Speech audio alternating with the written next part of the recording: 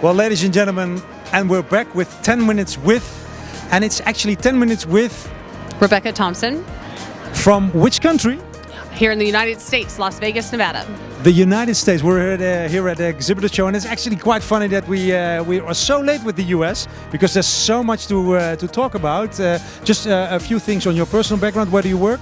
I work at Stevens E3 here in the Las Vegas office. I've been in the industry for about 22 years. So she will be the one who can tell us something about the US. Well, I have my list with questions here, and you know the drill. So first question to fire up. What's the best way to reach an audience here in the US, just in general? I think in general, bringing your brand to life, making it to where the customer can really experience what it's like to work with your company, whether it's services or products. Okay, and if you look at design and what people like, do we like the clean lines, linear designs, or do we bring gimmicks and stuff like that? What works best here in the US? I think a more professional appearance works in most markets. There are certain things that they may go more towards the gimmicky items, but on the most part, you want a clean corporate image here in the US. Clean corporate image, and then, for example, we have product, real product. Do we actually bring a lot of the product so people can touch and feel it and work with it? Or can we just bring graphics which represent what the product is doing in the field? If it's a small enough product to be portable, I would definitely recommend bringing it with. I think it becomes more acceptable when a very large items, construction equipment, that type of thing, that people understand that it's not as easy to bring with you and they will look at a virtual version. And that's typical American? Absolutely. I think in general, people still want to touch and feel the item, but they do understand certain restrictions with bringing huge items from Europe. We come back to that later. And now, if we have services, just only services, do we visualize them, or do we just use text to explain? I think text to explain, visuals, videos of it in service, in place, as well as meeting the actual people providing the service whenever possible. So that is important, that you actually get to know the people who are actually bringing the service. That's an interesting insight. Next one is, if you're at a show, can you really do sales on the spot, or is it just in the aftermath?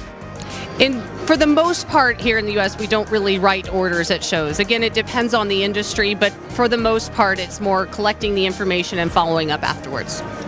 And now I want the audience to really pay attention, because we're in America, and when people go to America to trade show, they think drayage, unions, stuff like that, and some people get scared. Now, there's no need, because there are very good shows here, but tell us a little bit about it. What can we expect here? Well, honestly, right up front, yes, it does cost more to exhibit here in the US, but that's why it's so important to pick the right partner, because the rules change every year, every show. Sometimes twice a year it can change from time to time. So knowing what the rules are, what the pitfalls are, maybe suggesting a video wall versus a monitor so that you can get the right value out of the union. Okay, but this drayage with this strange words, what is it? Drayage is a fancy way of calling freight handling, which of course is an exclusive for the general contractor handling the show. It's really not horribly complicated. There are ways to make your dollar go further if you know the right way to package, ship, take advantage of the advanced warehouse. It's not as bad as you think it is. And this is great country, as I heard. I had another presentation. People say, "Oh, everything is," because I'm from Europe, and there you put it on a piece of wood and you bring it in. But here it's different. Absolutely. You need to know what to expect ahead of time, or you can really get into trouble fast. So you have two ways. You either try to find out yourself, or you use one of the IFES partners. Which is more preferable? Definitely starting with a partner is the better way to go. They know what's going on first. Well, that says enough. Good luck with it. Well, let's continue. We make a design. Are there any restrictions? Can you do anything here? Definitely not. I would Again, she's looking right. Definitely not. Definitely not. I would say the rules here are very different from Europe. There's a cubic content rule that applies in Europe that doesn't apply here. Heights of walls. I've seen people hack into wooden panels that were not designed to be hacked into just to be able to open the show. You have to really watch the rules. All Right. And now we go a bit further when we have to stand, and it's there. Drage have been made.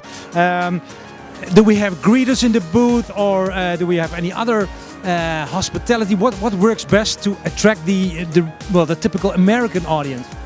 A short, easy to digest message is the best way to get them in the booth, whether it's from a booth personnel, a graphic, a video, something like that, something interactive.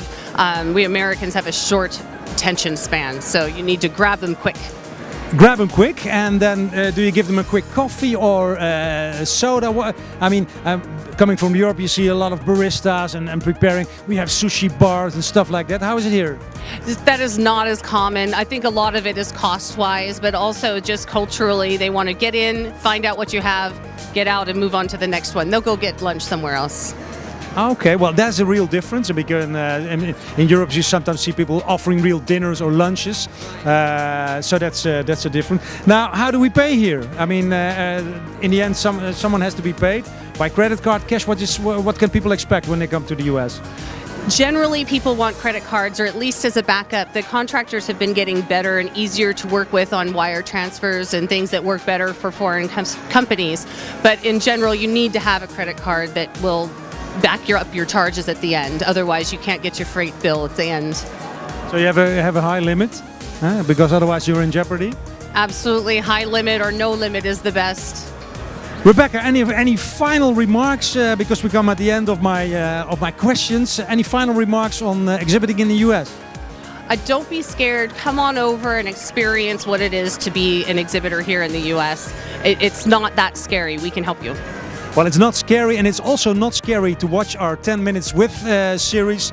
We've created a lot of materials from all kinds of countries, also some content on how to behave, how to work with barista, how to work with VR. So watch 10 Minutes With, or at least watch the other films. Thank you very much for watching, and thank you, Rebecca. Thank you.